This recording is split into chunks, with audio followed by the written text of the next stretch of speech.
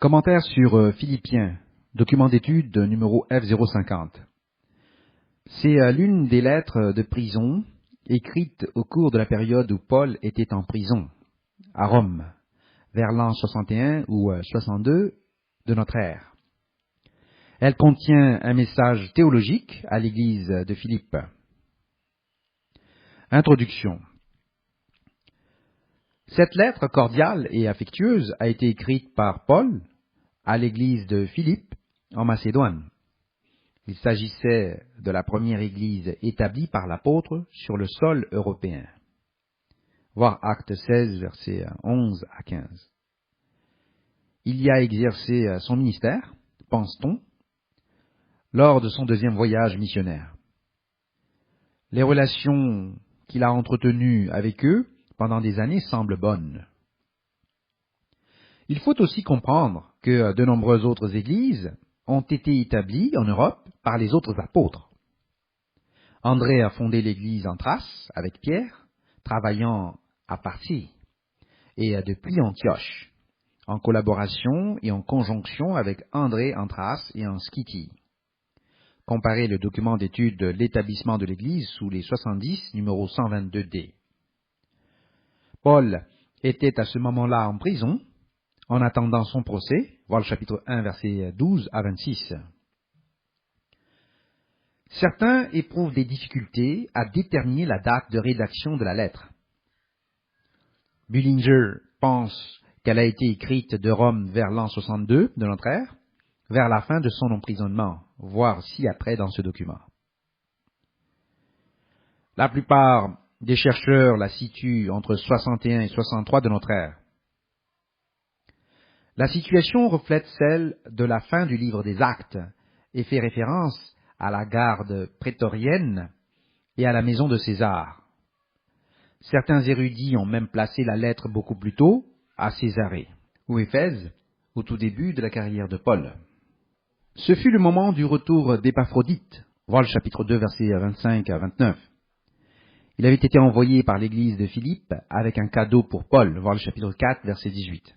Paul les a ensuite remerciés et leur a donné un compte-rendu de sa propre situation et de son état d'esprit, et leur a envoyé des instructions précises. On voit clairement dans la lettre que l'Esprit Saint réconforte Paul, alors même qu'il était en prison et en danger de mort. Voir le chapitre 2, verset 2, chapitre 3, verset 8 à 14, chapitre 4, verset 11 à 13. Le ministère de Paul à Philippe a marqué l'entrée de Paul en Macédoine.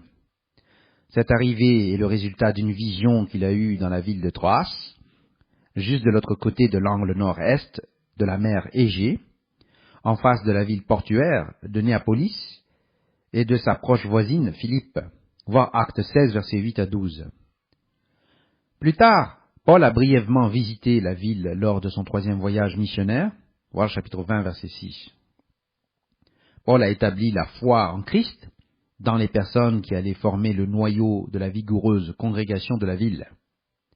Parmi eux, Lydia, une femme d'affaires, qui a ouvert sa maison à Paul et à ses collègues, voir chapitre 16, versets 13 à 15.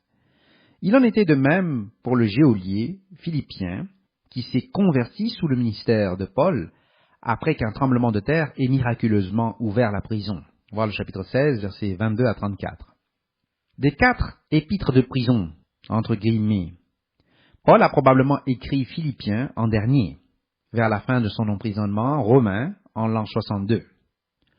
Paul a envoyé les 3 autres épîtres de prison, Éphésiens, Colossiens et Philémon, par la main de Tychique, car leur destination était proche les unes des autres. Cependant, la lettre aux Philippiens devait être livrée par Épaphrodite, qui était venu voir Paul à Rome, amenant avec lui l'aide financière de l'église de Philippe. Voir Philippiens, chapitre 2, verset 25, chapitre 4, verset 18.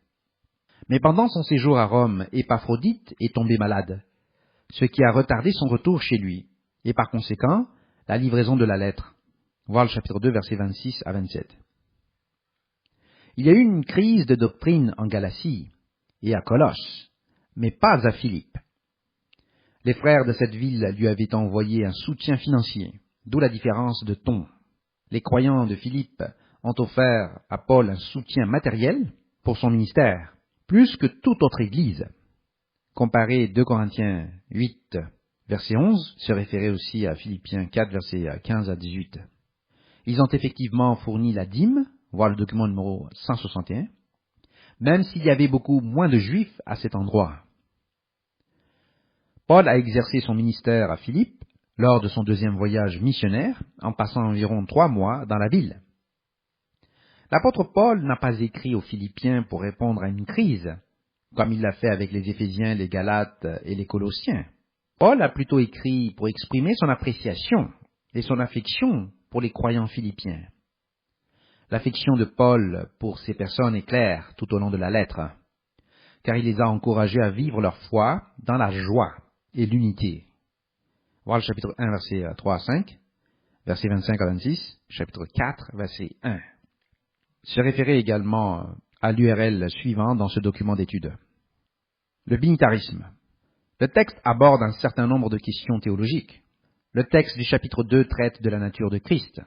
Il s'agit d'une explication non explicite qui vise à réfuter le binitarisme d'Atis, Mithra, à Rome, et d'Adonis chez les Grecs influencés par le système Baal du Moyen-Orient, et en Macédoine, et en Thrace.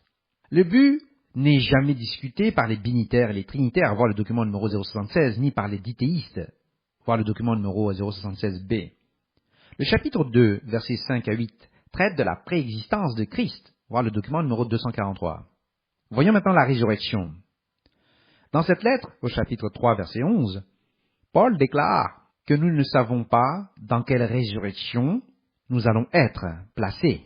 Il espère pouvoir participer à l'ex-anastasine, aux résurrections extérieures, qui est la première résurrection au retour du Messie. Il semble utiliser ce terme parce qu'on nous extrait de la création humaine à ce moment-là, pour que nous soyons transformés en êtres d'esprit, alors que la 2e résurrection de l'armée humaine se situe à la fin du millénaire, 1000 ans plus tard, et celle-ci est une résurrection à une forme physique, comparée à Apocalypse 20, verset 7 et suivant, voir aussi ci-après dans ce document d'étude. Aperçu du livre Philippiens par E.W. Bullinger. La structure dans son ensemble. Philippiens 1, versets 1 à 2, épistolaire et salutations, que la grâce leur soit donnée. Philippiens 1, versets 3 à 26, la sollicitude de Paul pour les Philippiens. Philippiens 1, verset 27 jusqu'au chapitre 2, verset 18, exhortation et exemple de Christ. Philippiens 2, verset 19 à 24, l'exemple de Timothée. Philippiens 2, verset 25 à 30, l'exemple d'Épaphrodite. Philippiens 3, verset 1 à 21, jusqu'au chapitre 4, verset 1 à 9, exhortation et exemple de Paul. Philippiens 4, verset 10 à 20, la sollicitude des Philippiens pour Paul. Philippiens 4, verset 21 à 23, épistolaire, et la doxologie, que la grâce leur soit donnée. Voyons maintenant les notes d'introduction par E.W. Bullinger. Remarque 1. La première visite de l'apôtre dans la ville de Philippe, probablement vers l'an 52 à 53 après Jésus-Christ, voire l'annexe 180, est consignée dans Actes chapitre 16. Il avait pour compagnons Silas et Timothée, et l'utilisation du pronom personnel dans ce chapitre indique qu'un 4e compagnon de travail, d'œuvre, était avec lui. Probablement Luc, le médecin bien-aimé. Bien que nous n'ayons pas de détails sur les visites ultérieures, il est presque certain que Paul a été 2 fois à Philippe par la suite. Voir Acte 20, verset 1, Acte 20, verset 6. Remarque 2. Nous en déduisons que peu de Juifs vivaient à Philippe, car il n'y avait aucune indication d'obstruction de leur part, et il n'y avait pas de synagogue à cet endroit, à moins que, en effet, le lieu de prière, au bord de la rivière, n'en désigne un. Les croyants avaient conservé la ferveur de leur premier amour, et avaient une foi de plus pourvue à ses besoins. La gratitude de l'apôtre se manifeste à maintes reprises, et il honore grandement ses frères bien-aimés et tant désirés, Philippiens, en les désignant ma joie et ma couronne. Voyons maintenant la note introductive numéro 3. Parmi les épîtres de Paul, aucune n'a un caractère plus élevé ni n'est plus animé pour les croyants que celle-ci. On ne peut non plus y ajouter un cadre aussi bien défini, comme on le verra dans la structure complète que nous avons citée ci-dessus dans ce document. Écrite de Rome vers la fin de son emprisonnement Probablement, en l'an 62 après Jésus-Christ, la position de l'apôtre était alors celle de l'attente, car il était maintenant proche du jour où sa cause serait entendue devant le tribunal auquel il avait fait appel. Et cela nécessitait très probablement une condition d'emprisonnement plus rigide que lorsqu'il habitait, comme au début, dans sa propre maison de location. Mais cela, au lieu de l'entraver, avait même favorisé la prédication de Christ. D'où le ton de réjouissance de l'épître. Comme des filaments d'or, la joie et ses expressions apparentées se répandent dans toute l'épître aux Philippiens, comme l'est la grâce dans l'épître aux Éphésiens. Note d'introduction 4. La ville de Philippe, une colonie romaine, était située à environ 8 miles, environ 13 km à l'intérieur des terres de son port, Néapolis, qui est le Kavala moderne. N'étant pas un centre commercial, cela peut expliquer la rareté des Juifs parmi ses habitants. Philippe n'existe plus, car bien que le hameau turc le plus proche porte l'ancien nom sous une forme corrompue, il n'est pas à l'emplacement de l'ancienne ville. Fin de citation de l'ouvrage de Bullinger. Objet des chapitres. Commentaire du chapitre 1. Il est évident qu'il commence par saluer les frères de Philippe au nom de Timothée et de lui-même. Il discute ensuite de la division dans la prison de ceux qui sont sincères et de bonne volonté, et de ceux qui ne le sont pas. La garde prétorienne semble être prise par sa sincérité dans l'emprisonnement pour la foi. Les Philippiens avaient envoyé des fonds pour le soutenir pendant son séjour en prison. Il semble penser que s'il devait partir, il serait réuni avec Christ, mais au chapitre 3, il note qu'il espère participer à l'ex-anastasine, ou la résurrection extérieure, qui se produit au retour de Christ, qui est loin dans l'avenir. Voir donc ci-dessus et ci-dessous dans ce document. Nous allons lire Philippiens dans la version Louis II, chapitre 1. Paul et Timothée, serviteurs de Jésus-Christ, à tous les saints en Jésus-Christ qui sont à Philippe, aux évêques et aux diacres. Que la grâce et la paix vous soient données de la part de Dieu notre Père et du Seigneur Jésus-Christ. Je rends grâce à mon Dieu de tout le souvenir que je garde de vous, ne cessant dans toutes mes prières pour vous tous de manifester ma joie au sujet de la part que vous prenez à l'Évangile, depuis le premier jour jusqu'à maintenant. Je suis persuadé que celui qui a commencé en vous cette bonne œuvre la rendra parfaite pour le jour de Jésus-Christ. Il est juste que je pense ainsi de vous tous, parce que je vous porte dans mon cœur, soit dans mes liens, soit dans la défense et la confirmation de l'Évangile, vous qui tous participez à la même grâce que moi. Car Dieu m'est témoin que je vous chéris tous avec la tendresse de Jésus-Christ. Et ce que je demande dans mes prières, c'est que votre amour augmente de plus en plus en connaissance et en pleine intelligence, pour le discernement des choses les meilleures, afin que vous soyez purs et irréprochables pour le jour de Christ, remplis du fruit de justice, qui est par Jésus-Christ, à la gloire et à la louange de Dieu. Je veux que vous sachiez, frères, que ce qui m'est arrivé a plutôt contribué au progrès de l'Évangile. En effet, dans tout le prétoire et partout ailleurs, nul n'ignore que c'est pour Christ que je suis dans les liens. Et la plupart des frères dans le Seigneur, encouragés par mes liens, ont plus d'assurance pour annoncer sans crainte la parole. Quelques-uns, il est vrai, prêchent Christ par envie et par un esprit de dispute, mais d'autres le prêchent avec des dispositions bienveillantes. Ceux-ci agissent par amour, sachant que je suis établi pour la défense de l'Évangile, tandis que ceux-là, animés d'un esprit de dispute, annoncent Christ par des motifs qui ne sont pas purs, et avec la pensée de me susciter quelques tribulations dans mes liens.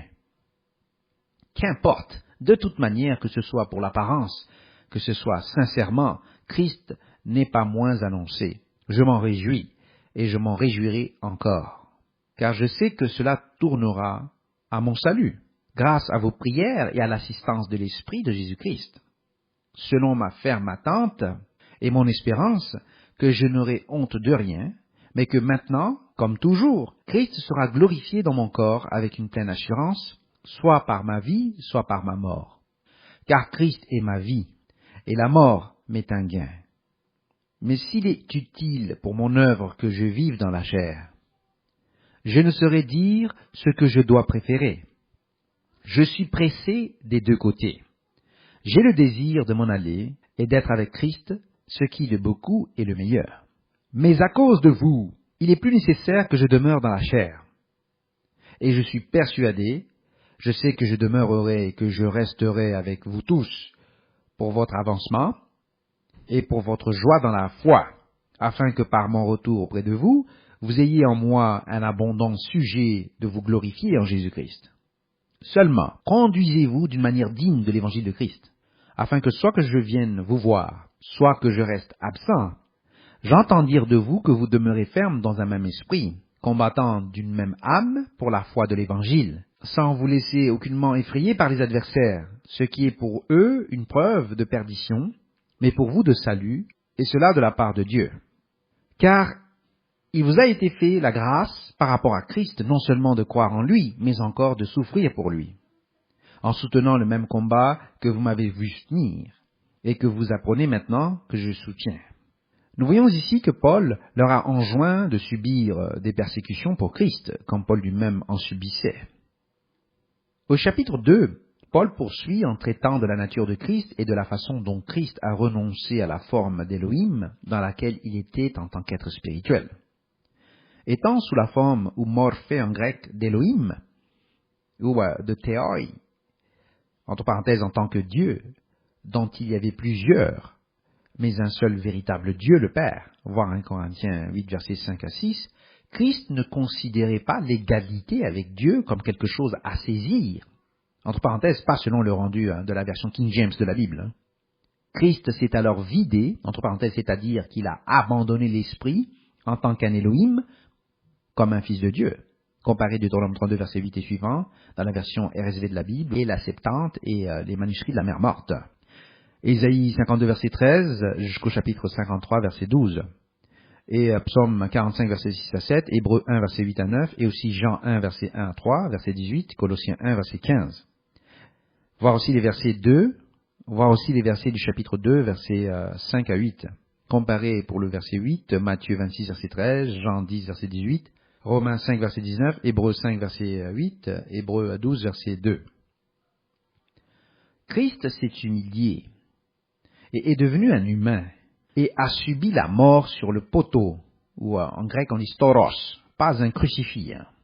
C'est pour cette raison que Dieu l'a hautement élevé au-dessus des autres camarades Elohim ou fils de Dieu. Job 1, verset 6, Job 2, verset 1, Job 38, verset 4 à 7. Comme nous l'avons vu, prophétisé par David, dans Psaume 45, verset 6 à 7, Hébreux 1, verset 8 à 9. Comparez aussi les versets du chapitre 2, versets 5 à 9. Il doit maintenant être reconnu comme Seigneur par tous, tant par les esprits de l'armée loyale que de l'armée déchue et par tous les humains, voir les versets 10 à 11. Et ce, à la gloire de Dieu le Père. Psaume 45, versets 6 à 7, Hébreux 1, versets 8 à 9, montre qu'il y a deux dieux. Il y a un supérieur et un subordonné, et le subordonné a de nombreux camarades. Philippiens 2, versets 5 à 7 est mal traduit dans la version King James de la Bible, et est souvent utilisé comme texte de preuve trinitaire. Le texte fait référence à la rébellion de l'armée et à la fidélité et à l'abnégation de Christ dans les cieux. Le texte dit, nous lisons dans Philippiens 2, versets 5 à 7, « Ayez en vous les sentiments qui étaient en Jésus-Christ, lequel, existant en forme de Dieu, n'a point regardé comme une proie à arracher d'être égal avec Dieu, mais s'est dépouillé lui-même, en prenant une forme de serviteur, en devenant semblable aux hommes. » Version Louis II. Ce texte n'est pas difficile à comprendre. C'est un langage assez simple. Il établit ceci. 1. Christ n'est pas égal à Dieu et n'a pas cherché à saisir l'égalité avec Dieu. Voir aussi Ésaïe chapitre 14 et Ézéchiel chapitre 28 qui montrent tous deux que Satan l'a fait. 2. Christ était sous la forme d'Élohim en tant qu'être spirituel. 3. Christ s'est vidé, entre parenthèses, c'est-à-dire qu'il a abandonné sa forme et son entité, et est né en tant qu'homme. Ce texte implique positivement la préexistence. Même les trinitaires ont dû brouiller la traduction pour essayer de le rendre égal à Dieu. Mais même eux n'essayent pas de nier sa préexistence. Cette prémisse est la raison pour laquelle le trinitarisme a eu plus de succès que l'unitarisme radical en tant que tromperie, entre parenthèses à l'exception de l'islam hadithique. Satan a été chassé du ciel pour le péché de rébellion qui, parce qu'il cherche à établir une volonté égale ou supérieure à Dieu le Père, est une idolâtrie ou à sorcellerie, comme le dit 1 Samuel 15, verset 23. Satan a cherché à se rendre égal au Très-Haut ou à Dieu le Père.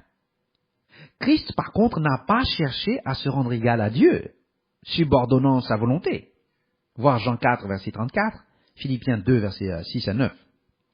Ainsi, Dieu a exalté Christ par le fait que Christ lui a obéi, et que Christ n'a pas cherché à être égal à lui, ni à le détrôner, comme un tiers des Élohim et Béné Elohim avaient en effet cherché à le faire. Dans Luc 10, verset 18, Christ a dit qu'il a vu Satan tomber du ciel, comme un éclair. Satan a séduit un tiers des anges ou des étoiles du ciel, voir Apocalypse 12, verset 4. Ces anges ont été chassés avec Satan sur la terre, voir Apocalypse 12, verset 9. Cette désolation est symbolisée par la désolation mentionnée dans Apocalypse 8, verset 10, où le troisième ange démontre à nouveau la désolation causée par la chute d'une étoile de l'armée, désolant un tiers de la création. Satan a essayé de tenter Christ de plusieurs façons. Tout d'abord, Satan a fait référence à Christ comme étant le Fils de Dieu dans Matthieu 4, verset 3, Matthieu 4, verset 6 et Luc 4, verset 3. Les démons ont également fait référence à Christ comme étant le Fils de Dieu dans Matthieu 8, verset 29, Luc 4, verset 41 et Marc 3, verset 11. Satan a essayé d'inciter Christ à prouver sa position de Fils de Dieu par une démonstration de puissance, en ce sens que Dieu avait promis qu'il donnerait à ses anges la charge de s'occuper de lui dans le psaume 91, verset 11 à 12. Satan a omis de te garder dans toutes tes voies et il a ajouté à tout moment. Ainsi, en dénaturant l'Écriture, Satan a essayé d'ôter la vie de Christ. Christ n'a à aucun moment corrigé Satan ou les démons sous prétexte qu'il était Dieu et non le Fils de Dieu. En effet, aucun démon n'a essayé d'affirmer la tromperie que Christ était Dieu suprême, sauf après sa mort, afin d'établir une doctrine qui disait que Christ était Dieu de la même manière que Dieu le Père était Dieu, et ainsi d'accomplir après sa mort une supercherie que Christ aurait réfutée dans la vie. Dans chacune des tentations, le but était de saper l'obéissance de Christ à Dieu, et en fait de briser l'Écriture. Satan a essayé de faire en sorte que Christ l'adore. Satan a promis à Christ le contrôle de la planète à ce moment-là, si Christ l'adorait. Christ n'a pas contesté son droit de transférer son contrôle de la planète, ni même le fait qu'il en était le dirigeant. Christ a plutôt répondu, « Il est écrit, tu adoreras le Seigneur ton Dieu, et tu ne serviras que lui. » Christ n'a pas dit à Satan que celui-ci devait adorer Christ, mais Christ l'a plutôt renvoyé à la loi. Christ n'a jamais, à aucun moment de son ministère, prétendu être Dieu. Christ a dit qu'il était le Fils de Dieu. C'est pour cette raison qu'il a été mis à l'épreuve, comme indiqué dans Matthieu 27, verset 43, où nous lisons « Il a confiance en Dieu, que Dieu le délivre maintenant s'il l'aime, car il a dit « Je suis le Fils de Dieu ». C'était ici que Christ a crié, afin d'accomplir les Écritures dans Psaume 22, verset 1, « Mon Dieu, pourquoi m'as-tu abandonné ?» Or, c'est clair que Christ ne se considérait pas être Dieu. Il est absurde de suggérer qu'il faisait partie de l'entité à laquelle il faisait appel, sous une forme égale dont une partie de celle-ci était impassible. Plus importante encore, c'est la doctrine de l'Antichrist, énoncée dans 1 Jean 4, versets 1 à 2. Le texte ancien correct pour 1 Jean 4, versets 1 à 2 est reconstruit à partir d'Irénée, chapitre 16, verset 8, voir l'ouvrage Ante-Nicene Fathers, les pères d'avant-Nicée, volume 1, note page 443. Citation. « Connaissez par ceci l'Esprit de Dieu. Tout esprit qui confesse que Jésus-Christ est venu dans la chair est de Dieu. Et tout esprit qui sépare Jésus-Christ n'est pas de Dieu, mais est de l'Antichrist. » Voyons maintenant le chapitre 2 de Philippiens. Si donc il y a quelque consolation en Christ, s'il y a quelque soulagement dans la charité, s'il y a quelque union d'esprit, s'il y a quelque compassion et quelque miséricorde, rendez ma joie parfaite, ayant un même sentiment, un même amour, une même âme, une même pensée. Ne faites rien par esprit de parti ou par vaine gloire, mais que l'humilité vous fasse regarder les autres comme étant au-dessus de vous-même. Que chacun de vous, au lieu de considérer ses propres intérêts, considère aussi ceux des autres. Ayez en vous les sentiments qui étaient en Jésus-Christ, lequel, existant en forme de Dieu, n'a point regardé comme une proie à arracher d'être égal avec Dieu, mais s'est dépouillé lui-même, en prenant une forme de serviteur, en devenant semblable aux hommes. Ayant paru comme un simple homme, il s'est humilié lui-même, se rendant obéissant jusqu'à la mort, même jusqu'à la mort de la croix. C'est pourquoi aussi Dieu l'a souverainement élevé et lui a donné le nom qui est au-dessus de tout nom, afin qu'au nom de Jésus, tout genou fléchisse dans les cieux, sur la terre et sous la terre, et que toute langue confesse que Jésus-Christ est Seigneur à la gloire de Dieu le Père. Ainsi, mes bien-aimés, quand vous avez toujours obéi, travaillez à votre salut avec crainte et tremblement, non seulement comme en ma présence, mais bien plus encore maintenant que je suis absent. Car c'est Dieu qui produit en vous le vouloir et le faire, selon son bon plaisir.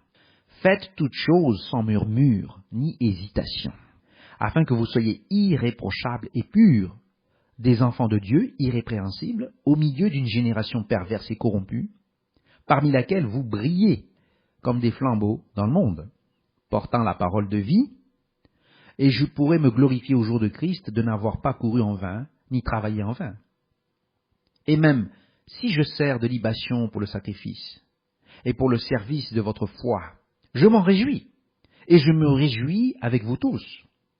Vous aussi réjouissez-vous de même, et réjouissez-vous avec moi.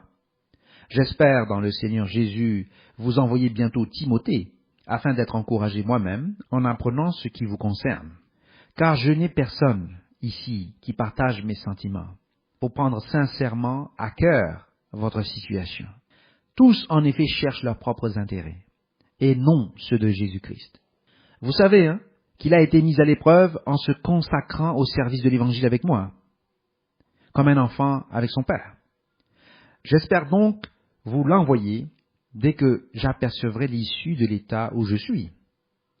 Et j'ai cette confiance dans le Seigneur que moi-même aussi j'irai bientôt. J'ai estimé nécessaire de vous envoyer mon frère Épaphrodite, mon compagnon d'œuvre et de combat, par qui vous m'avez fait parvenir de quoi pourvoir à mes besoins, car il désirait vous voir tous. Et il était fort en peine de ce que vous aviez appris sa maladie. Il a été malade, en effet, et tout près de la mort. Mais Dieu a eu pitié de lui, et non seulement de lui, mais aussi de moi, afin que je n'eusse pas tristesse sur tristesse. Je l'ai donc envoyé avec d'autant plus d'empressement, afin que vous vous réjouissiez de le revoir, et que je sois moi-même moins triste. Recevez-le donc dans le Seigneur avec une joie entière, et honorez de tels hommes. Car c'est pour l'œuvre de Christ qu'il a été près de la mort, ayant exposé sa vie afin de suppléer à votre absence dans le service que vous me rendiez.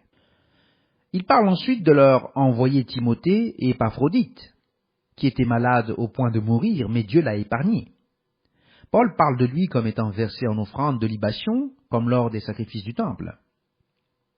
Paul poursuit au chapitre 3, pour les avertir de l'existence des chiens, entre parenthèses des sodomites, et des méchants.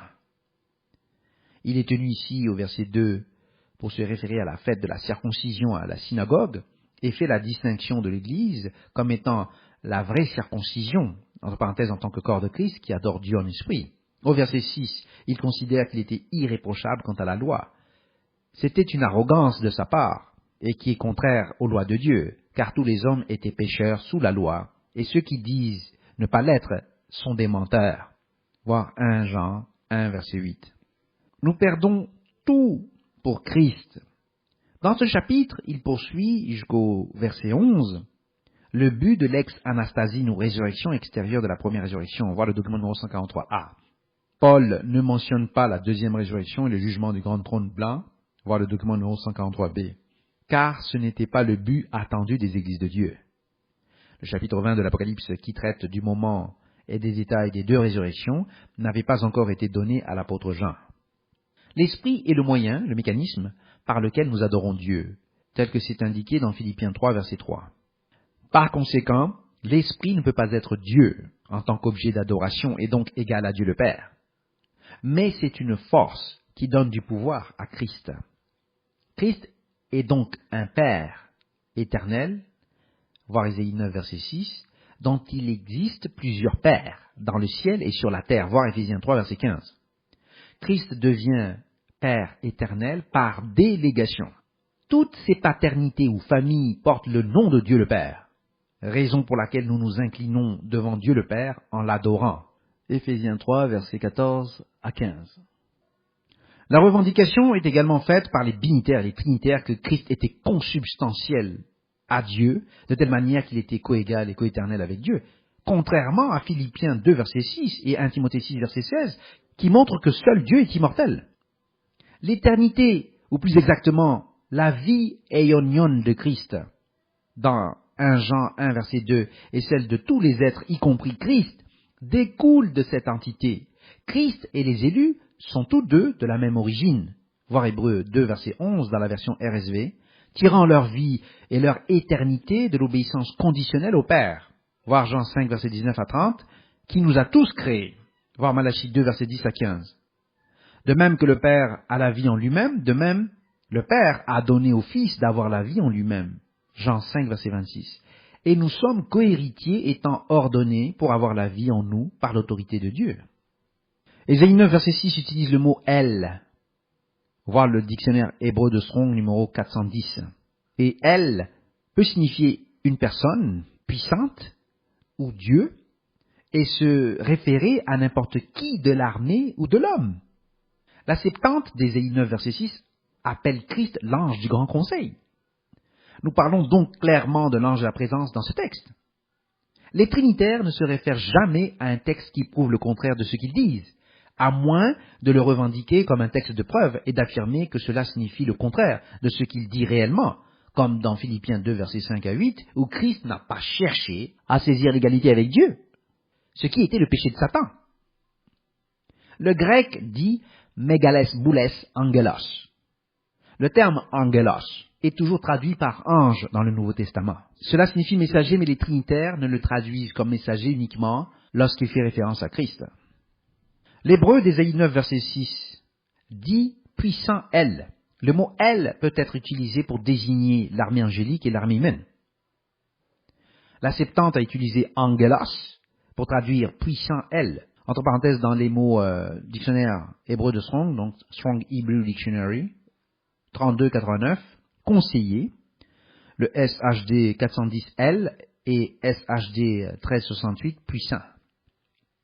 Les mots ne font pas référence à l'unique véritable Dieu Eloah, mais celui-ci s'appelle Pélé, voir donc le dictionnaire hébreu de Strong numéro 6382.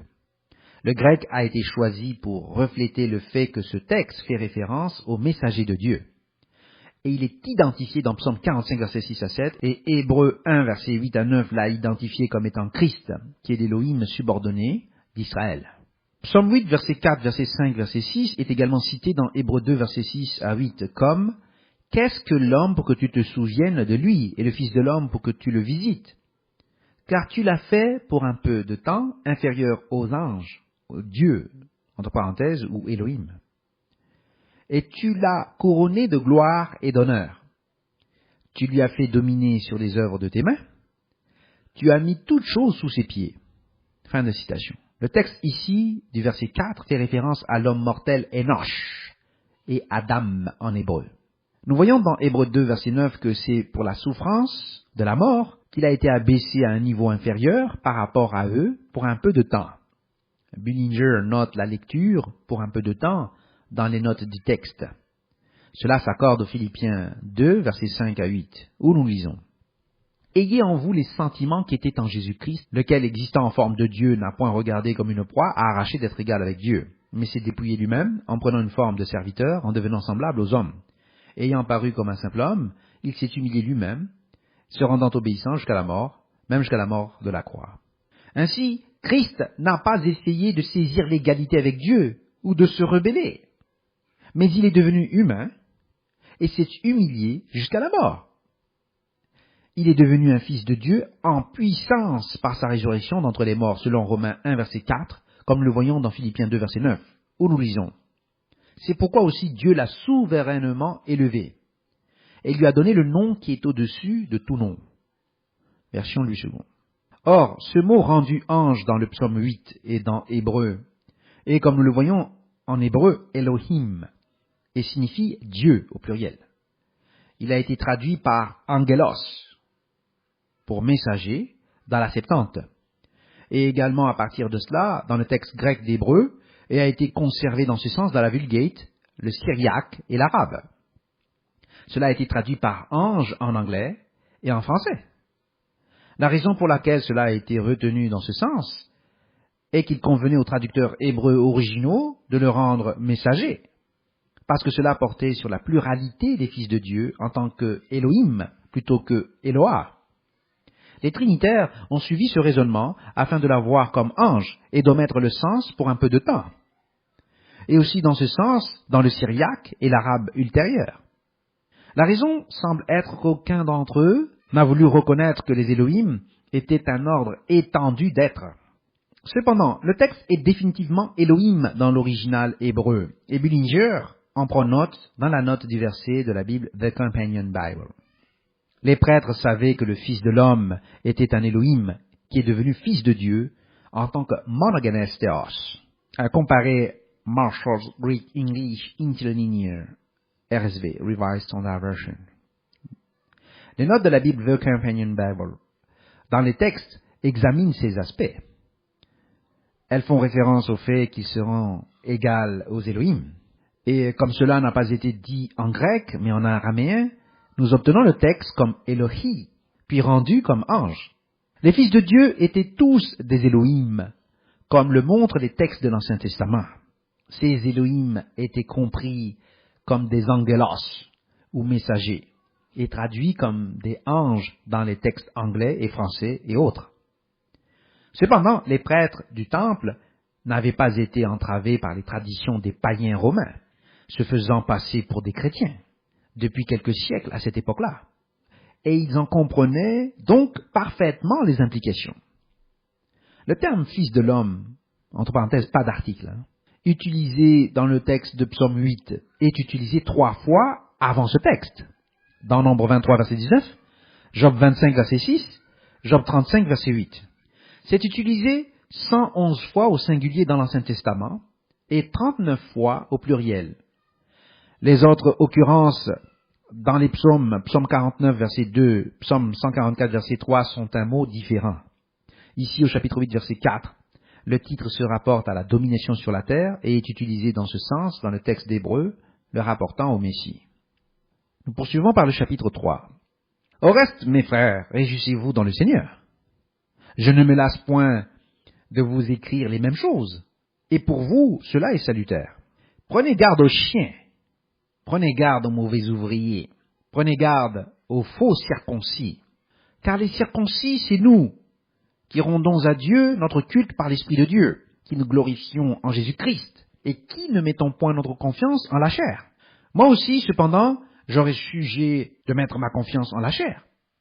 Si quelque autre croit pouvoir se confier en la chair, je le puis bien davantage. Moi, circoncis le 8e jour, de la race d'Israël, de la tribu de Benjamin, hébreu né d'Hébreux.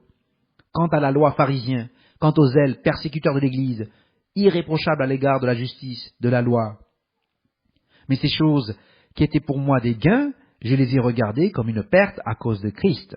Et même je regarde toutes choses comme une perte à cause de l'excellence de la connaissance de Jésus-Christ mon Seigneur, pour lequel j'ai renoncé à tout. Et je les regarde comme de la boue, afin de gagner Christ, et d'être trouvé en lui, non avec ma justice, celle qui vient de la loi, mais avec celle qui s'obtient par la foi en Christ, la justice qui vient de Dieu par la foi, afin de connaître Christ et la puissance de sa résurrection, et la communion de ses souffrances, en devenant conforme à lui dans sa mort, pour parvenir, si je puis, à la résurrection d'entre les morts. Ce n'est pas que j'ai déjà remporté le prix, ou que j'ai déjà atteint la perfection, mais je cours pour tâcher de le saisir, puisque moi aussi j'ai été saisi par Jésus-Christ. Frère, je ne pense pas l'avoir saisi, mais je fais une chose. Oubliant ce qui est en arrière et me portant vers ce qui est en avant, je cours vers le but, pour remporter le prix de la vocation céleste de Dieu en Jésus-Christ. Nous tous, donc, qui sommes parfaits, ayons cette même pensée. Et si vous êtes en quelque point d'un autre avis, Dieu vous éclairera aussi là-dessus. Seulement, au point où nous sommes parvenus, marchons d'un même pas. Soyez tous mes imitateurs, frères, et portez les regards sur ceux qui marchent selon le modèle que vous avez en nous. Car il y en a plusieurs qui marchent en ennemis de la croix de Christ. Je vous en ai souvent parlé, et j'en parle maintenant encore en pleurant.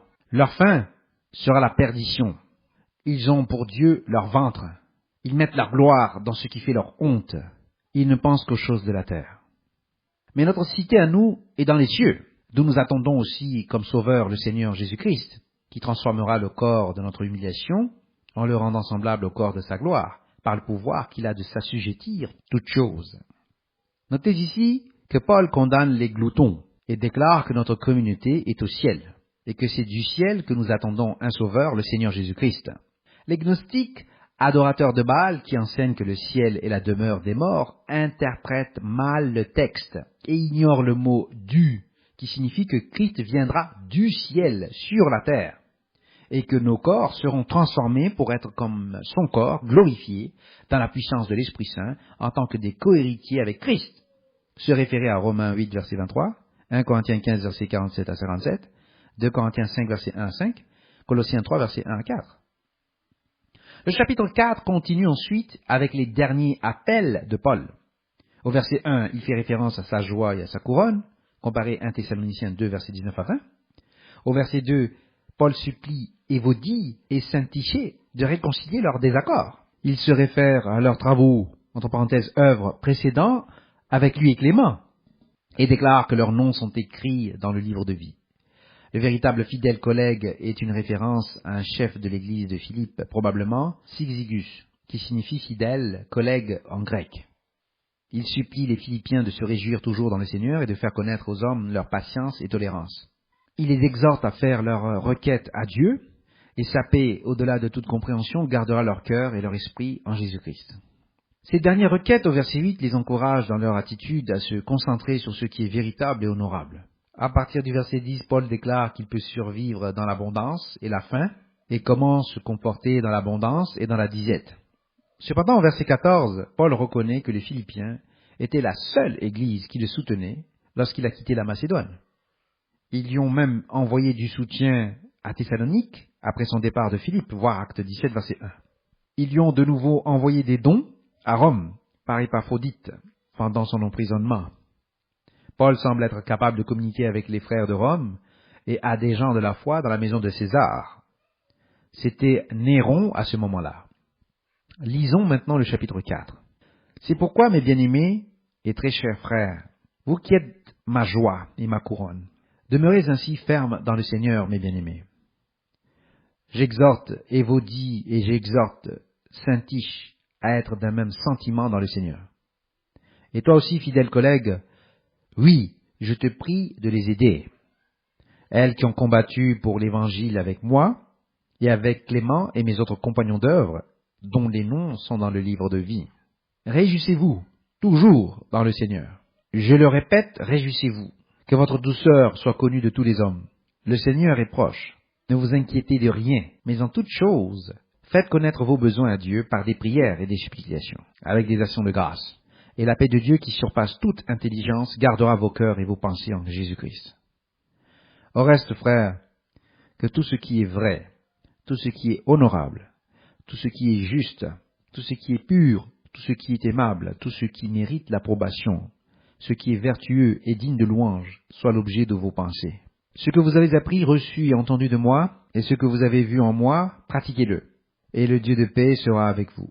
J'ai éprouvé une grande joie dans le Seigneur de ce que vous avez pu, enfin, renouveler l'expression de vos sentiments pour moi. Vous y pensiez bien, mais l'occasion vous manquait. Ce n'est pas en vue de mes besoins que je dis cela, car j'ai appris à être content de l'état où je me trouve.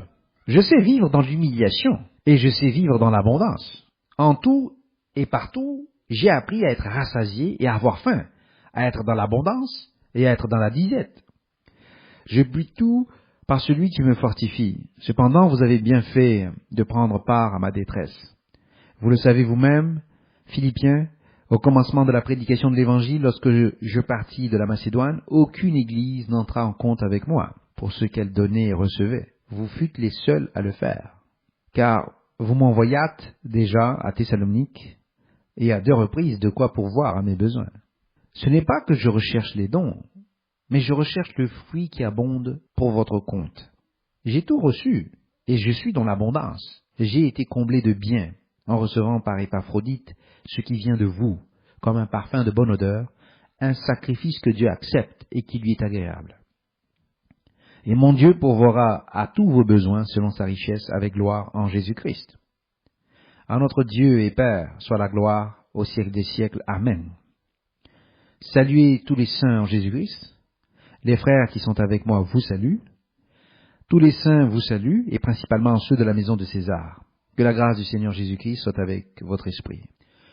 Voir aussi les dépositions des croyances de la foi chrétienne à 1, le Dieu que nous adorons, numéro 002, Psaume 8, numéro 014, le binitarisme et le trinitarisme, numéro 076, déformation par les binitaires et les trinitaires de la théologie de la divinité des premiers temps, numéro 127b, et aussi le message de sabbat du 18 janvier 2014. Note de Bullinger sur Philippiens, disponible en anglais uniquement ci-après dans ce document. Fin de la lecture du document d'études commentaires sur Philippiens F050.